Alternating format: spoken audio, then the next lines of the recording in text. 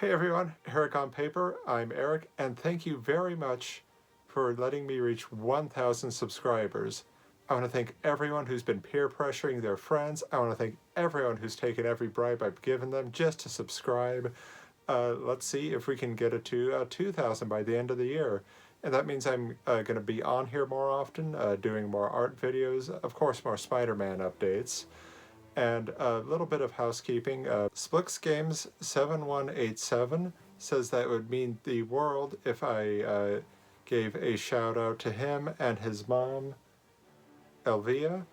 So, hi Elvia, thank you for watching the show, and we're going to be doing more Spider Man content soon. I know you're both looking forward to that. Are we going to have Spider Man 4 dubbed in Spanish? I think it'd be a really cool thing if we could get, some bilingual members of the community together and, do a Spanish dub. I really want to know what I sound like dubbed in Spanish, so that would be cool. On to the main point of the video. Now, I've been using Copic markers for a very long time, and I still like them, but honestly, they're not cheap. I know you get what you pay for, but the refill system is a real pain, and I did want to try something different, so I tried Pro markers, and I've been loving them so far. Not to say I don't love Copics, but case in point, I did this drawing of the Joker, say hi, and I want to take a look and show you that process. So when you're drawing the Joker, you have a lot of options because there are so many iconic takes on the character. What I tried to do with this drawing was do a little something different. Not sure if anyone else has pulled inspiration from this, but as many people know, the Joker was inspired by the Conrad Veidt character and the old black and white movie The Man Who Laughs. It's a very tragic, very beautiful film. I recommend you watch it. But I digress. What I decided to do was not take inspiration from that like others have done, and there's this William Castle movie called Mr. Sardonicus, and the makeup appliance looks a little cheesy now, but I have to admit it's a great character look, and I thought, hey, I'm gonna take inspiration from that smile. And I have the Joker holding up a playing card just because to harken back to his first appearance. Overall, what I really like about the Joker as a character is just how versatile he can be to fit the tone of the story. I mean, my favorite Joker is obviously the Mark Hamill one, but he's been drawn so well that, if you don't do your own thing, you're just kind of copying along what somebody else has done. Uh, and let me tell you, copying somebody else's work is a real pain because you're never going to do it better than the original, so why don't you be original? Okay, that is my little point aside. And just going in, and I will go in with a ruler later and clean up some of those edges.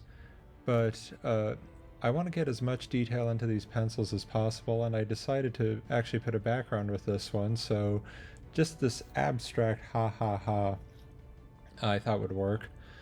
Going in, I am using a brush pen to fill in the drawing, and the reason why it has to be a brush pen as opposed to like a quill or a brush is when I use the alcohol markers on it, the ink, the alcohol in the markers reactivates the ink and it causes this ugly black smear, and uh, it might work if you're doing some kind of industrial or gritty piece, but I wanted this to be a vibrant piece, so I just knew it wouldn't work. Microns too, I've noticed, tend not to be affected by the alcohol markers as much, um, or Copic brand pens. So just going in and uh, use whatever you can to preserve as much of the line as possible. With this piece, I find that I wanted to get a lot of control and a lot of fine lines in there, but I didn't want this Joker to be uh, so threatening to the really disturbing degree. I still wanted to keep some of the goofiness in the character in the interpretations I enjoy of him.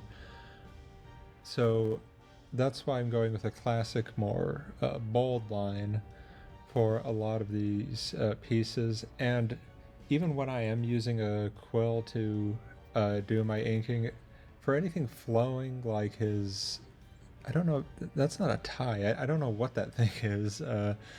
Somebody let me know. And yeah, the video is getting crazy because I'm turning the page everywhere. And that's really just to control the brush stroke.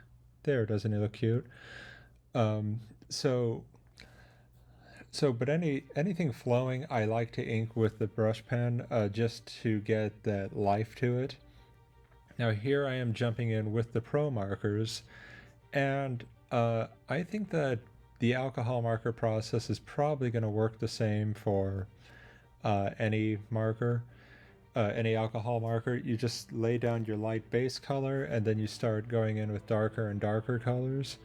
One thing I have noticed about the pro markers, though, is that they tend to dry a bit faster than Copics, so I recommend taking small sections. Oh, and here's where I ran into an interesting problem. You have to understand, this is my first time using the set, and I really wanted to try out as many of the colors. And I proceeded, as you can see, to make the Joker that cheek, and I think I'm going to continue on with some of the rest of the face way too dark. But there's a solution within the set that I got, and that solution is the colorless blender. I didn't really like how it turned out with the Copics, to be honest, but if you can see, the colorless blender just really lightened it up. You can get some genuine highlights, and I don't know why it's called the colorless blender. Really, it just seems to strip away color, which helps if you got overzealous and just wanted to try out as many colors as possible, like yours truly. And another thing I'm really happy with is the difference in greens. I didn't have a ton of greens to work with, but that tie thing in his hair look completely different, and there's only a difference between one or two markers between them. So I think that was pretty cool and pretty successful. The yellows had, with the set I got, a little bit of a limited range. That's obviously going to be augmented with more colors later, but I made it work.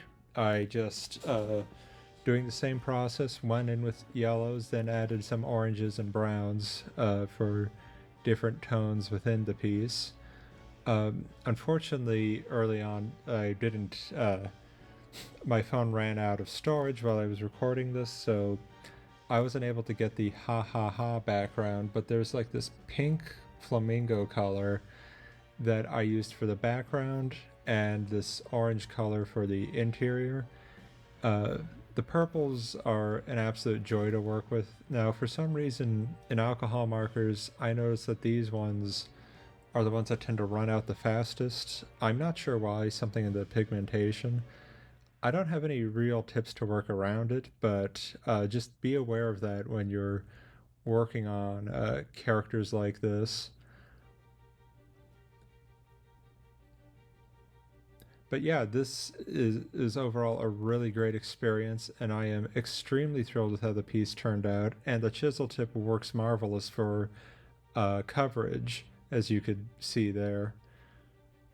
And that should about wrap it up. This is, you've seen me color before, this is just a new instrument, but I can happily recommend pro markers.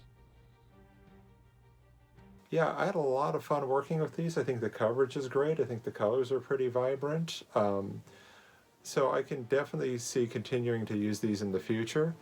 Let me know in the comments below who you'd like to see me draw next. In the meantime, I hope you keep telling your stories.